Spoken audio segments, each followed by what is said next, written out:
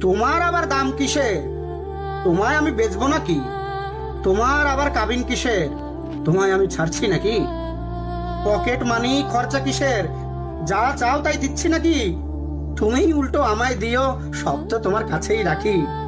রূপের এত চর্চা কিসের? আমি ছাড়া দেখছেটাকে? বয়স বাড়বে, রূপ কমবে, এ সত্যটা মানছে নাকি? বিশ্বাস করো, হঠাৎ করে আমার এমন মৃত্যু হবে এভাবে না ভাবাই হয়নি তখনও। মাঝে মাঝে ঝগড়া হতো, মানছি আমার মাথা গরম, কিন্তু তোমায় ছাড়বো কিংবা ছেড়ে যাব না, ভাবিনি কখনো।